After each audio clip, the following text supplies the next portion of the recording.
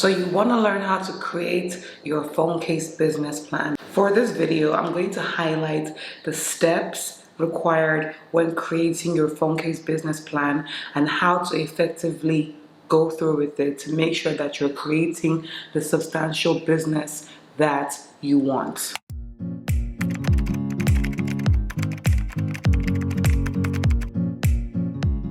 Hey guys, welcome back to my channel. If this is your first time tuning in, please don't forget to hit the subscribe button down below to subscribe to more juicy content from moi. First off, if you haven't watched any of my phone cases video, I have several phone cases talking about how to start a phone case business, how to market your phone cases, and how to make sure that you're creating brand worthy phone cases. If you haven't watched those videos, I'm going to link them down below and I'll put them up here so that you can watch those. For those of you that have watched all these videos and you want to know how do I actually go about this, what's the next step, creating a business plan is the next step, especially if you're looking at this becoming a huge market for you and you want to invite a lot of investors.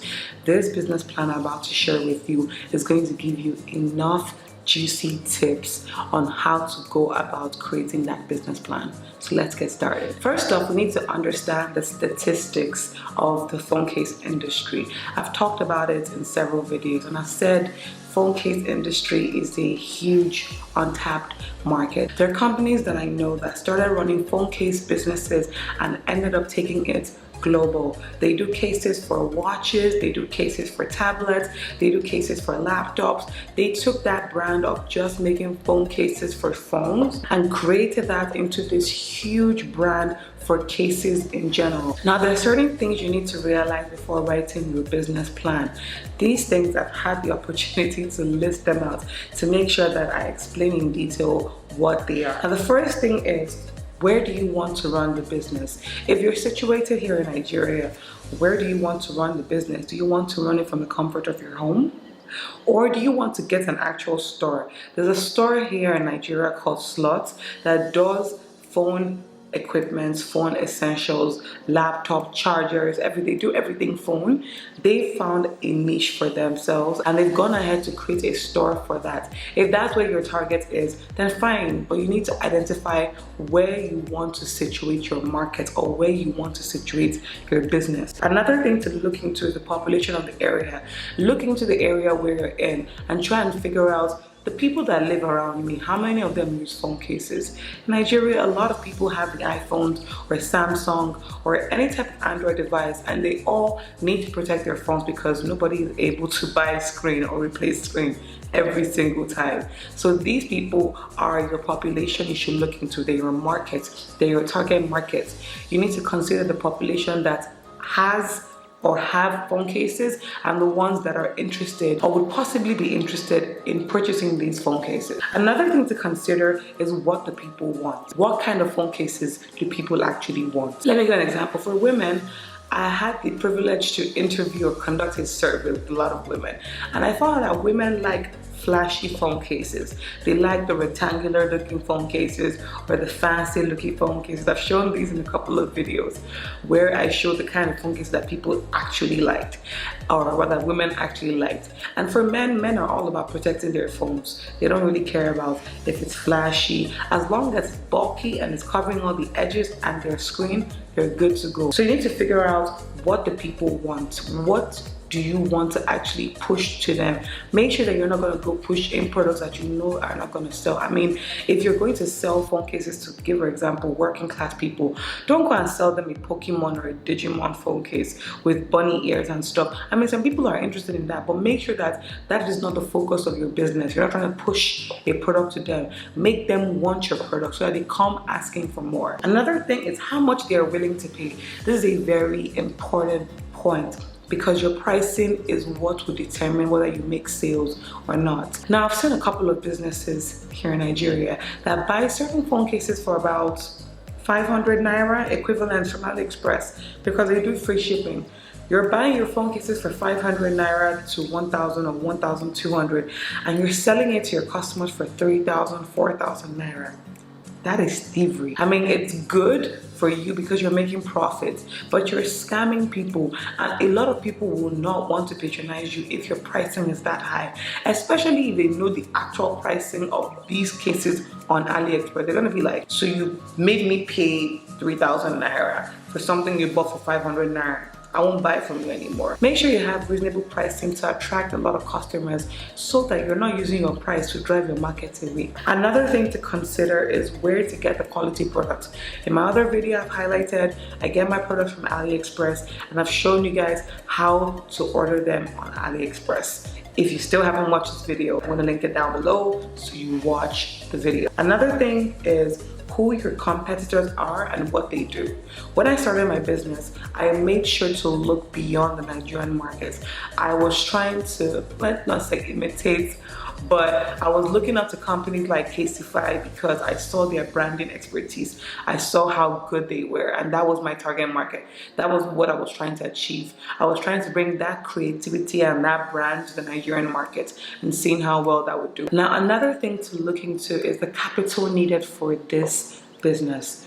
You're creating a business plan. For you to be able to execute this business plan, you need to have a money figure in your head. You need to figure out, how much am I actually going to spend to import these cases to my doorstep? How much am I going to spend to procure these products? And how much do I plan to make after I've procured them? Another point is registration of your business. I know a lot of people in Nigeria will be like, do we really need to register our business? Yes, you do, especially if you want to open a corporate account or you want to present yourself in the business format. I have also done a video on this, on how you can register your business here in Nigeria.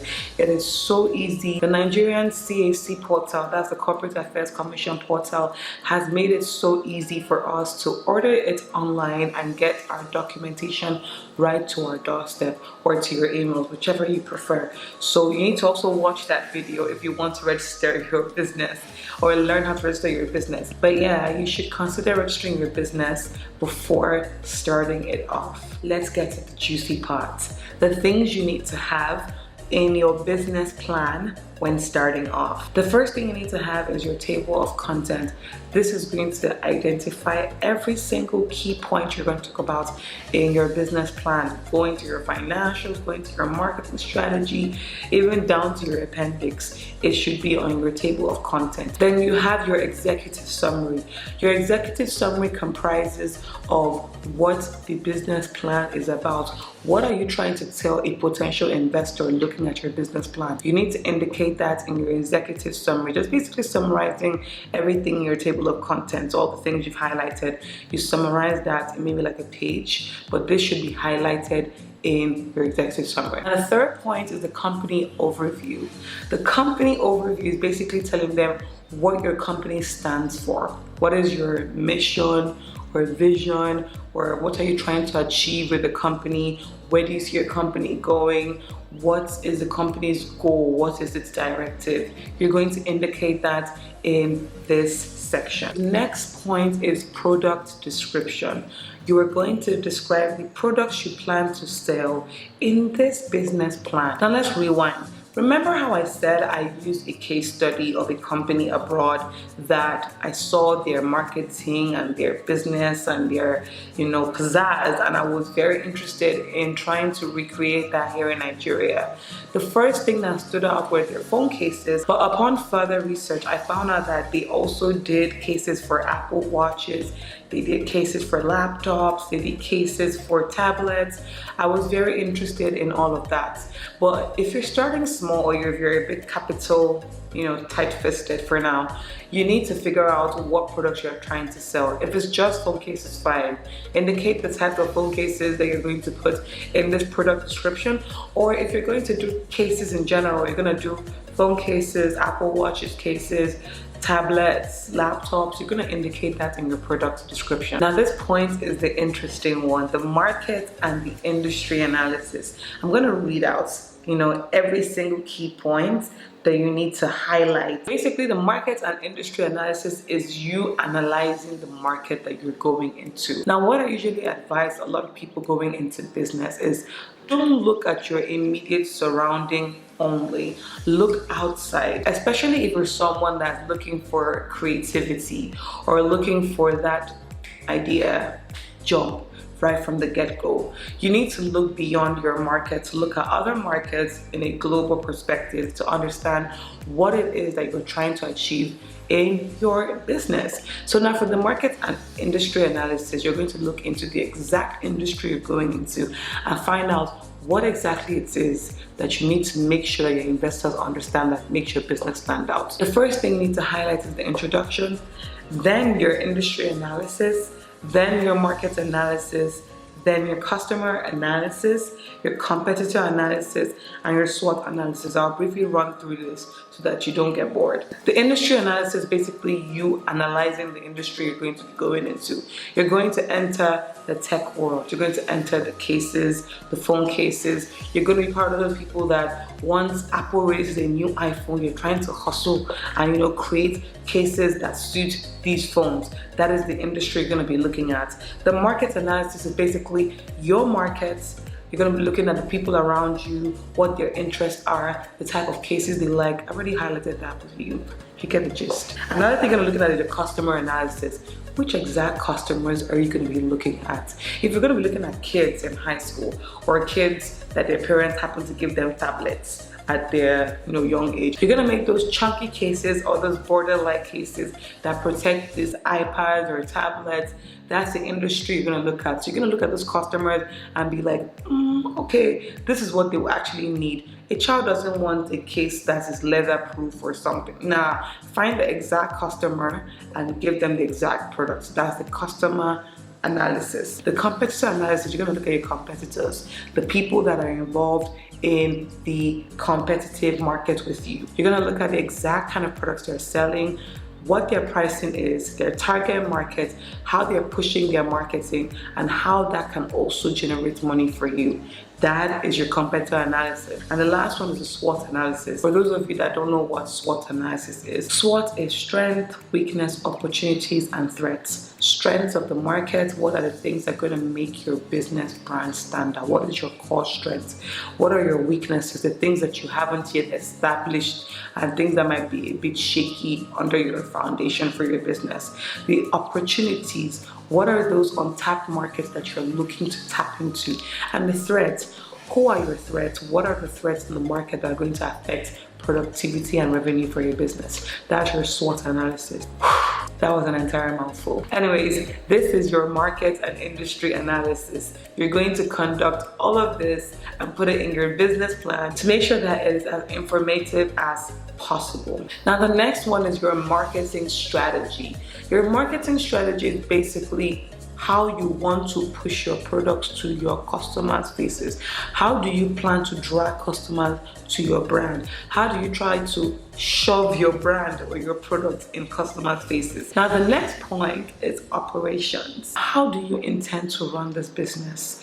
If you're doing it from the comfort of your home, perfect. You don't have to spend money on rent for a business, or in Nigeria, there's rent, there's service charge, there's staffing, so that's all going to operations. Then the day-to-day running, that's the petty cash, things that might go wrong when you're not there, or things that happen to happen when you're not there, just life happening.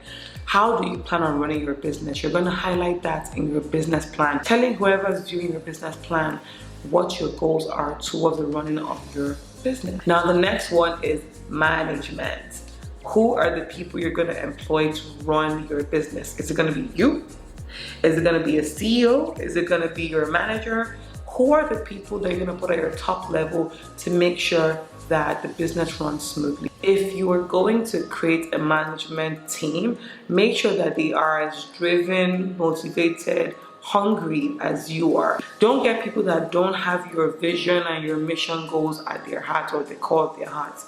Make sure that you're employing people or putting people in place that are going to drive sales and drive your business to the very top. Now, the next one is the financials. This is where all the investors skip to and be like, how much are you planning to make in 1 year, in 3 years, in 5 years, in 10 years, to make sure that it is juicy enough for them to put their money in there and they're guaranteed their results at the end of the tenure, or if they don't want to end it, how much they plan to make if they invest in your business. Now, the last point is the appendices. They're basically closing out on all the points that you've highlighted. You could either show them a graphical representation of what your proposed business plan is going to look like for your business and how you plan to make said investors some more money. Well, guys, I hope you enjoyed this very juicy business plan for phone cases video.